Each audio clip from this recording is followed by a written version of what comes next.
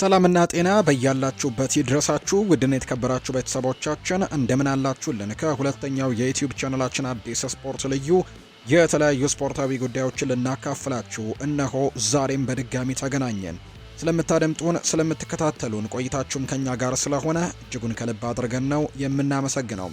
በዛሬ ፕሮግራማችን የተለያዩ ስፖርታዊ ጉዳዮችን ወደ እናንተ እያደረሰን ቆይታን እናደርጋለን። ከነዚህ መካከል ትልልቆቹን የአውሮፓ ክለቦች የተመለከቱ እጅግ በርከት ያሉ የዝውውር ጉዳዮች እየተነሱ ይገኛሉና እነሱን መረጃዎች ነው እያነሳን ቆይታን የምናደርገው። ፉአድ ባህሩ የዛሬውን ፕሮግራም እየመራው ከእናንተ ጋር ቆይታን አደርጋለሁ።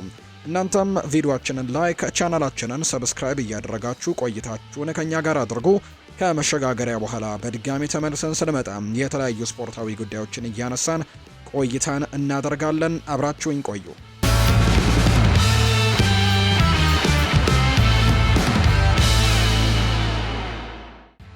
ወደ ቀዳሚው መረጃችን እናምራ። ማንቸስተር ዩናይትድ የውድድር ዘመኑ ሲጠናቀቅ የባየር ሚኒኩን ተከላካይ የሆነው አልፎንሶ ዴቪስን ለማስፈረም ፍላጎት አሳይቷል።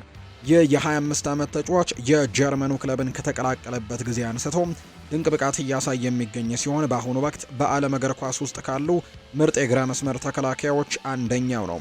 ስፖርትስ ቡም እንደዘገበው ከሆነ ማንቸስተር ዩናይትድ የተጫዋቹን ፊርማ ለማግኘትም የሚፈልግ ሲሆን ዝውውሩን ለማሳካትም 70 ሚሊዮን ፓውንድ አካባቢ መክፈል ይኖርበታል ተብሏል። ዴቪስ አስተማማኝ ተከላካይ መሆኑን ያስመሰከረ ሲሆን በተመሳሳይ ወደፊት በመሄድም ለአጥቂ ክፍሉ ድጋፍ በመስጠት ረገድም ውጤታማ ነው። በጀርመኑ ክለብ የነበረው ቆይታ 14 ጎሎችን እና 37 አሲስቶችን ማስመዝገብ ችሏል። ለማንቸስተር ዩናይትድ የአጥቂ ክፍል አዲስ አማራጭ ሊሆን ይችላል።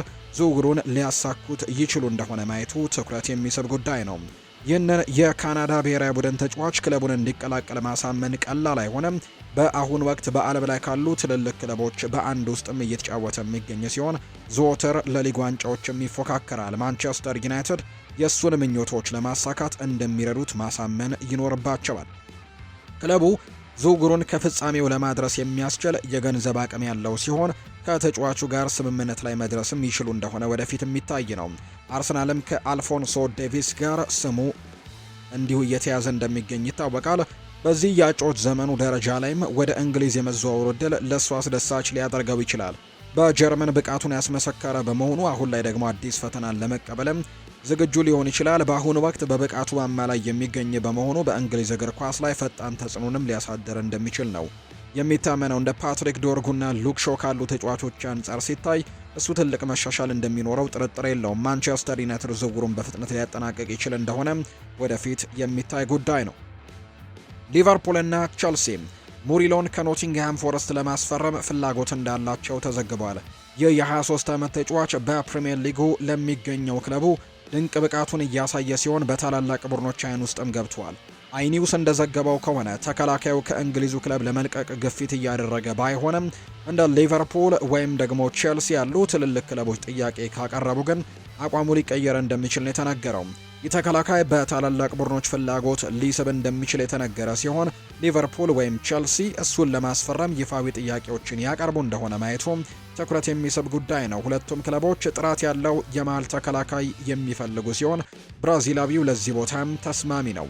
በፕሪሚየር ሊጉ አስተማማኝ ተጫዋች መሆኑን ያስመሰከረ በመሆኑ ሁለቱም ቡድኖች ደግሞ ሊያጠናክር ይችላል ተብሎ ይታሰባል። በሊቨርፑል በቅርቡ ነፃ ተጫዋች የሚሆነውን ኢብራሂማ ኮናቴን በረጅም ጊዜ ለመተካትም ተስማሚ ነው። ለቼልሲ ደግሞ እንደ ቤንዋ ባዲያሺል ወይም አክሰል ዲሳስ ያሉ ተጫዋቾችን ሊተካ እንደሚችል ይታመናል። ኖቲንግሃም ፎረስት ተጫዋቹን በቀላሉ ይለቀባል ተብሎ የማይታሰብ ሲሆን ከፍተኛ ዋጋም ሊጠይቁ ይችላሉ። 70 ሚሊዮን ፓውንድ አካባቢ የሚጠቀሱ ቁጥሮችም ተሰምተዋል። ያም ሆነ ይህ ግን ሊቨርፑልና ቼልሲ ለተጫዋቹ የሚፈለገውን ከፍተኛ የገንዘብ መጠንም የመክፈል አቅም አላቸውን የተባለው ከፍተኛ ብቃት ላላቸው ተጫዋቾች ትልቅ ኢንቨስትመንት ለማድረግም ፍቃደኛ መሆናቸውን በተደጋጋሚ አሳይተዋል። በሌላ በኩል ትልቅ ክለብን መቀላቀልም ለሙሪሎም ቢሆን ተገቢ ነው። በከፍተኛ ደረጃ የመወዳደርና ለዋንጫዎች የመፎካከር ብቃት አለው። ሊቨርፑልና ቼልሲ ለዚህ የሚሆን መድረክም ሊያመቻቹለት ይችላሉ። ትልቅ ክለብን መቀላቀሉ በብራዚል ብሔራዊ ቡድን ውስጥም በቦታው ላይ በቋሚነት የመጫወት እድሉንም ሊያሰፋው እንደሚችል እየተነገረ ነው። በመጨረሻም የት እንደሚያርፍ ማየቱ አስደሳች ያደርገዋል። ሙሪሎ በማንቸስተር ዩናይትድ የሚፈለግ ተጫዋች እንደሆነ ነው የተነገረው። የማንቸስተር ሲቲ አጥቂ ኤርሊንግ ሃላንድ ወኪል ሰሞኑን ከባርሴሎና ጋር ተያይዞ የሚወራውን የዝውውር ወሬ አስተባብሏል። ይህ የኖርዌይ ብሔራዊ ቡድን ተጫዋች በዓለም እግር ኳስ ውስጥ ካሉ ምርጥ አጥቂዎች አንደኛው በመሆኑ ባርሴሎናዎች ዝውውሩ የሚሳካ ከሆነ የቅድሚያ እድሉን ለማግኘትም ጥረት እያደረጉ ነው የሚለው ወሬ ብዙም የሚያስደንቅ አይደለም። በቅርቡ ስፖርት ይዞት በወጣው ዘገባ መሰረትም የካታላኑ ክለብ ተጫዋቹ ለዝውውር የሚቀርብበትን ጊዜ ቅድሚያ ለሱ እንደሚሰጥም የሚያስችል ልዩ የውል ስምምነት ለማድረግም ፍላጎት እንዳላቸው ገልጾ ነበር። ሆኖም ግን የሃላንድ ወኪል ራፋኤላ ፒሜንታ ይህንን ወሬ ውድቅ ያደረገችው ሲሆን ደንበኛዋ በማንቸስተር ሲቲ ቆይታዋ በጣም ደስተኛ እንደሆነ ያረጋገጠችው ፒሜንታ እንደተናገረችው ከሆነ በሰጠችውና በኢኤስፒኤን ደግሞ በቀረበው መግለጫ ላይ እንዲህ ነው ያለችው። ለባርሴሎና ትልቅ አክብሮትና አድናቆት አለን፣ ነገር ግን ስለሚቻል ዝውውር እስካሁን የተደረገ ምንም አይነት ግንኙነት የለም ስትል የተናገረችው ተጫዋቹ ከጥቂት ወራት በፊትም ኮንትራቱን አድሷል። በማንቸስተር ሲቲ በጣም ደስተኛ ነው። ሁሉም ነገር ደግሞ ለሱ በጥሩ ሁኔታ እየሄደ ነው። ሲቲ ያለው ሁኔታ እንዲህ መልካም በሆነበት ወቅት ላይ ስለ ዝውውር የምናወራው ምንም የተለየ ነገር የለም ሲልም ጭምር ነው የተናገረችው። ይሁን እንጂ አሁን ላይ በሲቲ ቤት በግልጽ የሚታይ አንድ ትልቅ ችግር አለ። ሃላንድ በኢቲያድ ስቴዲየም ቆይታው እስካሁን ካጋጠሙት እጅግ ደካማ የሚባሉት ጊዜያት ውስጥ አንዱን እያሳለፈ ነው።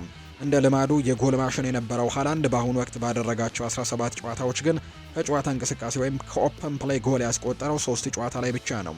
የቀድሞው የቦሩሲያ ዶርትመንድ ተጫዋች እንዲህ ሲቸገር ታይቶ ባይታወቅም የሁኔታ የሚቀጥል ከሆነ ግን ማንቸስተር ሲቲ ተጫዋቹን በጥሩ ዋጋ ቢሸጠው ይሻላል የሚሉ ጥያቄዎችም እንዲነሱ እያደረገ ነው። የፔፕ ጓርዲዮላ ቡድን አሁንም ለዋንጫ እየተፎካከረ ቢሆንም አርሰናል ዋነኛ ግምት የተሰጠው ክለብ ሆኗል። ማንቸስተር ሲቲ ደግሞ ምርጥ አጥቂው ወደ ቀድሞ ብቃቱ ካልተመለሰ አርሰናል ላይ የመድረስ ተስፋውም የመነመን እንደሚሆን ነው በርካቶች የሚያነሱት። ማንቸስተር ዩናይትድ የኒውካስል ዩናይትዱን አማካይ ሳንድሮ ቶናሊን በዚህ ክረምትም ለዚያ ቦታ ካላቸው ዋነኛ ኢላማዎች አንዱ ማድረጋቸው ተነግሯል። ይሁን እንጂ ቱቶ ስፖርት ባወጣው መረጃ መሰረትም አንድሪያ ቤርታ ይህንን ጣሊያናዊ ለአርሰናል ለማስፈረም እየሰራ መሆኑን ገልጾ ነበር። ይህም ደግሞ ለማንቸስተር ዩናይትድ የዝውውር ፉክክርም ሊፈጥርባቸው ይችላል። በሌላ በኩል ደግሞ አርሰናል በሳንድሮ ቶናሊ ላይ የነበረው ፍላጎት መቀዝቀዙን ዘገባዎች ይጠቁማሉ። ይህም ለማንቸስተር ዩናይትድ መልካም አጋጣሚ ሊሆን ይችላል። ዘሰን እንደዘገበው ከሆነ ማንቸስተር ዩናይትድ የመሃል ክፍሉን ለማጠናከር የፕሪሚየር ሊግ ልምድ ያላቸው ተጫዋቾችን ስለሚፈልግ ቶናሊ ከክለቡ ጋር እያያዘው ነው የሚገኘው። ሳንድሮ ቶናሊ ከማንቸስተር ዩናይትድ አማካይ ኢላማዎች መካከል አንደኛው ነው። ከቶናሊ በተጨማሪ ግን ማንቸስተር ዩናይትድ የኖቲንግሃም ፎረስቱን ኤሊየት አንደርሰንን፣ የብራይተኑን ካርሎስ ባሌባን፣ የክሪስታል ፓላሱን አደም ዋርተንን እና የቦርንመዙን አሌክስ ስኮትን ይፈልጋል። የእነዚህ 5 ተጫዋቾች የውድድር ዘመን ስታቲስቲክስ ሲነጻጸርም የተለያየ ጥንካሬና ድክመት እንዳላቸው ነው የሚታየው። ቶናሊ ሁለንተናዊ ብቃት ያለው ቢሆንም ወደፊት የሚላኩ ኳሶች ወይም ደግሞ ወሳኝ ኳሶችን ደግሞ ለመቀነስ ረገድም እንደ ኤሊዮት አንደርሰንና አደም ዋርተን ካሉ ተጫዋቾች አንጻር ሲታይ ዝቅተኛ ጥራት ያለው ተጫዋች ነው። ባሌባ በተከላካይነት ረገድም ጠንካራ ቢሆንም በዚህ የውድድር ዘመን ግን አጠቃላይ ብቃቱ እየቀነሰ እንደሆነ ነው በደንብ የታየው። ማንቸስተር ዩናይትድ የአርቢ ሌፕዚጉን የመሃል ተከላካይ ካስቴሎ ሉኬባን ለማስፈረም ንግግር ጀምረዋል። ቲም ቶክ እንደሚለው ከሆነ አርሰናልም ይህንን የፈረንሳይ ብሔራዊ ቡድን ተጫዋች ለማስፈረም እየሰራ መሆኑን ነው ለኪፕ ካወጣው ዘገባ ቀጥሎ አሁን ላይ ማንቸስተር ዩናይትድ በጉዳዩ ላይ የመጀመሪያ ደረጃ ንግግሮችንም አድርጓል። ሉኬባ በሊያፕዚግ በነበረው ቆይታ በዓለም እግር ኳስ ውስጥ ካሉ ምርጥ ወጣት ተከላካዮች አንደኛው መሆኑን አስመስክሯል። በቅርቡ ትልቅ ዝውውር ማድረጉ የማይቀር ይመስላል። ማንቸስተር ዩናይትድ ሉኬባን በተከላካይ ኢላማዎቹ ዝርዝር ውስጥ የሚያካተተው ቢሆንም ተጫዋቹ 80 ሚሊዮን ዩሮ አካባቢ የሚጠይቅ ውድ ዝውውር እንደሚሆንም ቲም ቶክ ጠቁሟል። እንደተዘገበው ከሆነ ዩናይትድ የመከላከል ክፍሉን ለማጠናከርም ኪየር ካሉሉን እንደ አማራጭ እየተመለከተው ይገኛል። ይሁን እንጂ አሁን ላይ ሊቨርፑል ካሉሉን ለማስፈረም ቀዳሚነቱን የያዘ ስለሚመስል ማንቸስተር ዩናይትድ ሉኬባን እንደ አማራጭ መመልከቱ ተገቢ ነው። ቢያንስ አዲስ የመሃል ተከላካይ ለሚያስፈልገው ኦልትራፎርድም ሁለቱም ተጫዋቾች ጥሩ ጥምረት ሊፈጥሩ ይችላሉ። የሃሪ ማጓየር ኮንትራት ወደ ማብቂያው እየተቃረበ በመሆኑ ዩናይትድ በዚህ ክረምትም የረጅም ጊዜ ተተኪ ማምጣቱ ብልህነት ነው። ምንም እንኳን አይኒውስ እንደዘገበው ማጓየር ደሞዙን ቀንሶ በክለቡ ሊቆይ እንደሚችል ቢወራም ሌሎች ችግሮች ግን አሁንም አሉ። ለምሳሌ የሊሳንድሮ ማርቲኔስ ተደጋጋሚ ጉዳት እንዲሁም የማታያስ ደሊት እና የአይደን ሄቨን ከክለቡ ከተቀላቀሉ በኋላ ሙሉ ለሙሉ አሁንም ከጉዳት ነፃ ለመሆናቸው በተለይ ደግሞ የማቲያስ ደሊት የጀርባ ጉዳትም በትልቁ ይነሳል። በተከላካይ ክፍሉ ላይ በቂ አማራጭ ካለው አርሰናል ይልቅ ሉኬባ ለማንቸስተር ዩናይትድ በጣም አስፈላጊ ዝውውር ነው ሊሆን የሚችለው። የአርሰናል ፕሮጀክት ይበልጥ ሳቢ ሊመስል ቢችልም ሉኬባ ማንቸስተር ዩናይትድን የሚቀላቀል ከሆነ ግን ዋና ተዋናይ የመሆን እድሉ ሰፊ ነው። በተጨማሪም ክለቡ በጊዜያዊ አሰልጣኙ ማይክል ካሪክ ስርም ወደ ትክክለኛው መንገድ የተመለሰ ይመስላል። አሁን ላይ ለቻምፒየንስ ሊግ የማለፍ እድላቸውን በጣም ሰፊ ነው። ጀርመናዊው የጨዋታ ተቆጣጣሪ ብቃቱን እያሻሻለ በመምጣቱ ሊቨርፑል ተጫዋቹን ከሪያል ማድሪድ ጋር የሚያያይዙትን ወሬዎችም እያጣጣለ ነው። ፍሎሪያን ቬርትስ ባለፈው ክረምት ከባየር ሌቨርኩዘን በከፍተኛ ዋጋ ወደ ሊቨርፑል ካመራ በኋላ በመጀመሪያው የውድድር ዘመን ሙሉ በሙሉ ስኬታማ የሚባል ጊዜን አላሳለፈም። ሆኖም ግን ሊቨርፑሎች ከሱ ጋር ለመቀላቀል ግን የወሰኑ ይመስላሉ። ቲም ቶክ እንደዘገበው ለክለቡ ቅርብ የሆኑ ምንጮችም ሪያል ማድሪድ ፍሎሪያን ቬርትዝን ይፈልጋል ተብሎ የሚወራው ወሬ ምንም መሰረት የሌለው መሆኑን የተናገረው ዘገባው ጨምሮ እንደሚገልጸው በመልበሻ ክፍል ውስጥ የሚደረጉ የግል ስብሰባዎችና የቡድን አጋሮች ድጋፍም ፍሎሪያን ቬርትዝ ያጋጠሙትን የመጀመሪያ ደረጃ መሰናክሎች እንዲያልፍ ትልቅ እገዛን አድርገውለታል። በዚህም የ2 ዓመቱ ተጫዋች የውድድር ዘመኑ እየገፋ ሲሄድም ግልጽ የሆነ ማሻሻልም እያሳየ መጥቷል። ሊቨርፑል ባለፈው ክረምትም ፍሎሪያን ቬርትዝን ለማስፈረም ከፍተኛ ኢንቨስትመንት ያደረገ በመሆኑ ከአንድ የውድድር ዘመን በኋላ ተስፋ ቆርጦ ተጫዋቹን በቀላሉ አይለቅም። ይህም ደግሞ ምክንያታዊ ውሳኔ ነው። እንደ ሪያል ማድሪድ ያለ ትልቅ ክለብም አሁን ላይ ጥራት ያለው ተጫዋች የሆነውን ፍሎሪያን ቬርትዝን ሁኔታ መከታተሉ የማይታሰብ ባይሆንም ሊቨርፑል ግን ተጫዋቹን የመልቀቅ ፍላጎት የለውም። ፍሎሪያን ቬርትዝ በሌቨርኩዘን በነበረው ቆይታ አስደናቂ ተጫዋች የነበረ ሲሆን ሊቨርፑል ባለፈው ክረምት የእሱን ፊርማ ለማግኘትም በተደረገው ፉክክር አሸናፊ መሆኑ ትልቅ ስኬት ነበር። ሪያል ማድሪድ ተጫዋቹን በቡንደስሊጋ በነበረበት ወቅት ከሚፈልጉት ክለቦችም አንዱ ሊሆን ቢችልም አሁን ላይ ግን እሱን የማግኘት እድላቸው በጣም ጠባብ ነው። በዚህ የውድድር ዘመን በአርነ ስሎት ስር እየተቸገረ ያለው ቬርትዝ ብቻ አይደለም ማለት ይቻላል። ከሁጎ ኤኪቲኬ በስተቀር አብዛኞቹ የክለቡ የክረምት ፈራሚዎች ትንሽ ተስፋ አስቆራጭ ብቃትን እያሳዩ ነው። የሊቨርፑል ደጋፊዎች እስካሁን እንደ አሌክሳንደር ኢሳክ፣ ጀረሚ ፍሪምፖንግ እና ሚሎስ ኪርኬዝ ያሉ ትልልቅ ስሞችም ምርጥ ብቃት አላሳዩም። ችግሩ በአዲሶቹ ተጫዋቾች ላይ ብቻ ሳይሆን እንደ ሙሐመድ ሳላህ እና ቨርጂል ቫን ዳይክ ያሉ ነባር ኮከቦችም በዚህ የውድድር ዘመን ከሚጠበቅባቸው በታች ናቸው። ይህም ክለቡ በሚቀጥለው ክረምትም ተጨማሪ መልሶ ግንባታ እንደሚያስፈልገው ማሳያ እንደሆነ ነው የተነገረው። ማንቸስተር ዩናይትድ እና ቼልሲ የአረቢ ለብዚሹን ታዳጊ ኮከብ ኦሳን አውድራጎን ለማስፈረም ፊት ለፊት የሚፋጠጡ ይመስላል። የ19 ዓመት ተሰጥኦ ላለፉት ጥቂት ዓመታትም ትልልቅ ግምት ሲሰጠው የቆየ ሲሆን ፋብሪዚዮ ሮማኖ ከጥቂት ዓመታት በፊት እንደ ሊቨርፑል እና ባየር ሚኒክ ያሉ ታላላቅ ክለቦችን ተጫዋቹን በአይነ ቁራኛም እየተከታተሉት መሆናቸውን ለካቼንድ ኦፍሳይድ መናገሩ ይታወሳል። ፋብሪዚዮ ሮማኖ አውድራጎን ታላቅ ተሰጥኦ ወይም ቶፕ ታለንት ብሎ የገለጸው ሲሆን ይህም ደግሞ ትክክለኛ መሆኑ ተጫዋቹ በሊያብዚሽ እያሳየ ባለው እድገትም አስመስክሯል። በዚህም ምክንያት በክረምቱ የዝውውር መስኮት ታላላቅ ክለቦችም በድጋሚ እሱን ለማስፈረምም ፉክክር እንደጀመሩ ነው የተነገረው። ቲም ቶክ እንደዘገበው ማንቸስተር ዩናይትድ እና ቼልሲ ተጫዋቹን ለማግኘት ከፍተኛ ፍላጎት አላቸው። ሆኖም ግን ይህ የጀርመን ብሔራዊ ቡድን ተጫዋች ከ80 እስከ 100 ሚሊዮን ዩሮ ሊያስወጣ እንደሚችል ተጠቁሟል። የኦሳን አውድራጎ ዝውውር በቀላሉ የሚገኝ አይሆንም።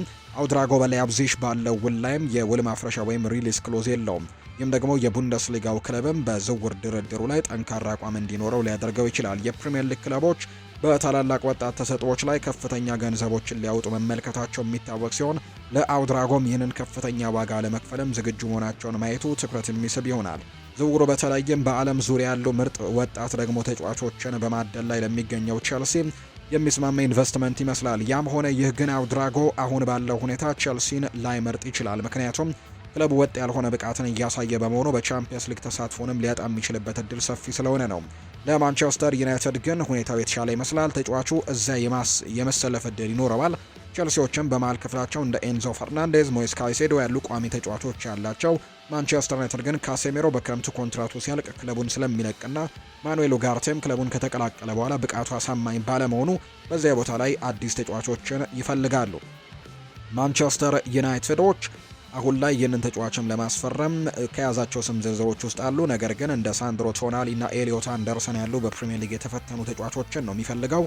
ስለዚህም ደግሞ እንደ አውድራጎ ባሉ ከባህር ማዶ የሚመጡ ወጣት ተጫዋቾች ላይ እንደዚህ አይነት ነገሮችን የማድረግ ትልቅ ፍላጎት ይኖራቸዋል ተብሎም አይታሰብም። አርሰናል የኢንተር ሚላኑን አጥቂ ፒዮ ኤስፖሲቶን ለማስፈረም የመጀመሪያ ደረጃ ንግግሮችን ማድረጉ እየተዘገበ ነው።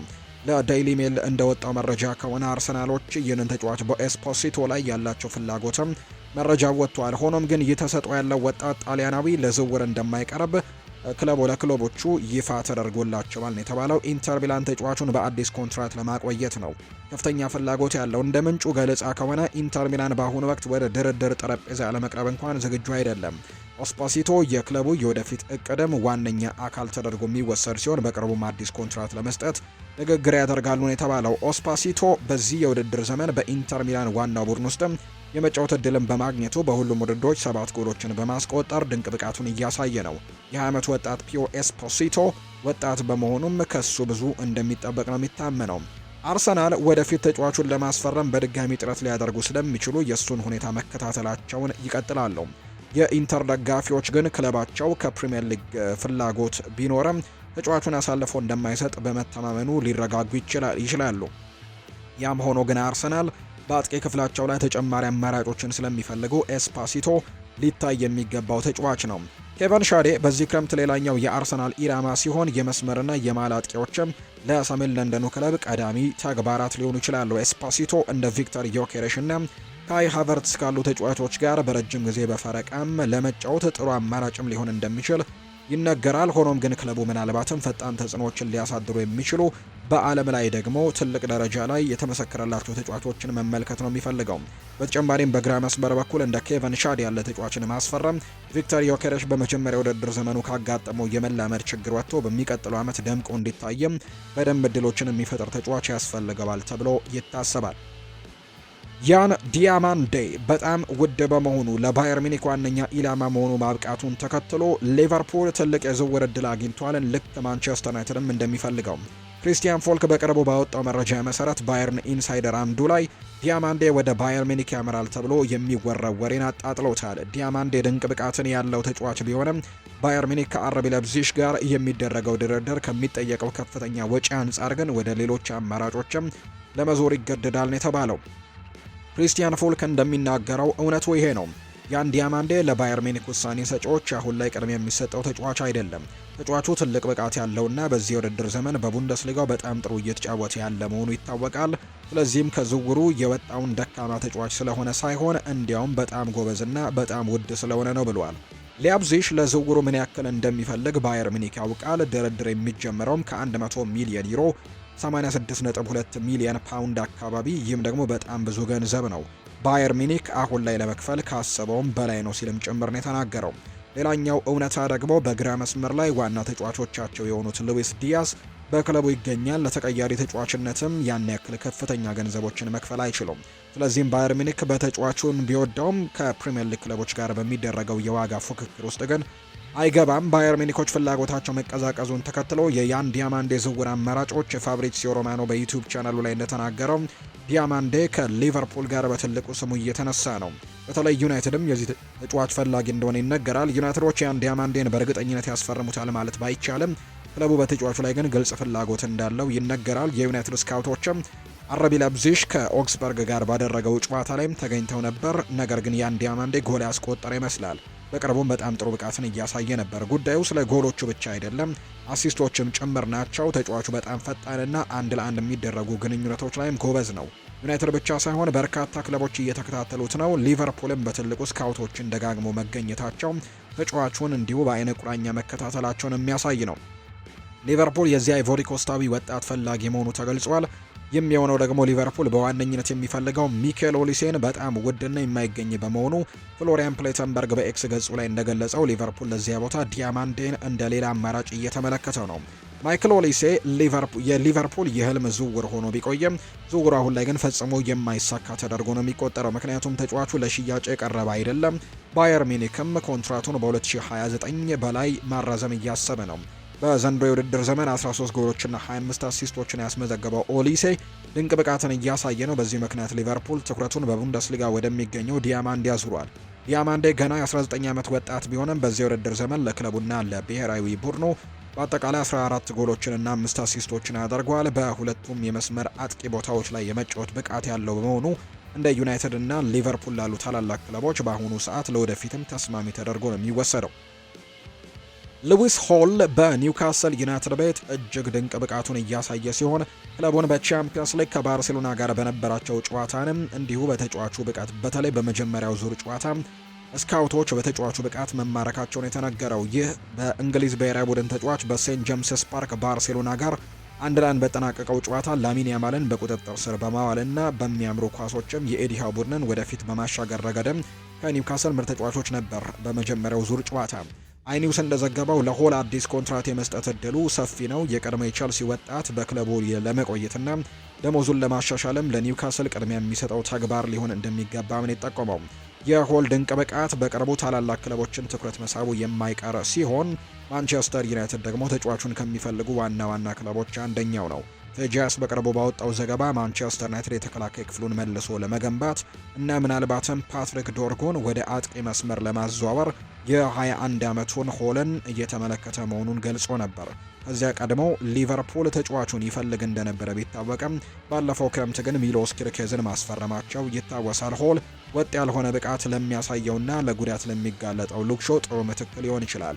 ኒውካስል ተጫዋቹን በአዲስ ኮንትራት ማሰር የሚችል ከሆነ ግን ለማንቸስተር ዩናይትዶች ዝውውሩን ከባድ ያደርገዋል። ቲም ቶክ እንደዘገበው ማንቸስተር ዩናይትድ ሌላ የ27 ዓመት የላይፕዚግ ተከላካይ ዴቪድ ራውምን እንደ አማራጭ ይዞታል። ሆኖም ግን ሆል ወጣት በመሆኑ ለረጅም ጊዜ አገልግሎት የተሻለ አማራጭ ሊሆን ይችላል። ኤዲሃውም ተጫዋቹን ድንቅ ወይም አውትስታንዲንግ በማለትም በቡድኑ ላይ ያለውን አስፈላጊነት ገልጾት ነበር። ባለፈው ክረምት አሌክዛንደር ኢሳክን ያጣው ኒውካስል ሌላ ወሳኝ ተጫዋቹን በሚቀጥለው ክረምት ለመልቀቅ በቀላሉ ይወስናል ተብሎ እንደማይታሰብ ነው መረጃዎች የወጡት። ውድን የተከበራቸው ቤተሰቦቻችን ከሁለተኛው የዩቲዩብ ቻናላችን የአዲስ ስፖርት ልዩ ለዛሬ ያዝንላችሁ አዳዲስ ፕሮግራሞቻችን እነዚህን ይመስሉ ነበር። ስላደመጣችሁን፣ ስለተከታተላችሁን ቆይታችሁን ከኛ ጋርም ስላደረጋችሁ እጅግ ከልብ አድርገን እናመሰግናለን። ፉአድ ባህሩ የዛሬውን ፕሮግራም እየመራው ከእናንተ ጋር ቆይታን አድርግ ያለው። በቀጣይ ፕሮግራሞቻችን ሌሎች ርዕሰ ጉዳዮችን፣ ሌሎች አዳዲስ መረጃዎችን አካተን በድጋሚ ተመልሰን የምንገናኝ ይሆናል። ስላደመጣችሁኝ፣ ስለተከታተላችሁኝ ቆይታችሁን ከኛ ጋር ስለነበር ከልብ አድርጌ ያመሰገንኩኝ። መልካም ጊዜ፣ መልካም ቀን እንዲሆንላችሁ ነው በአክብሮትም የምመኘው።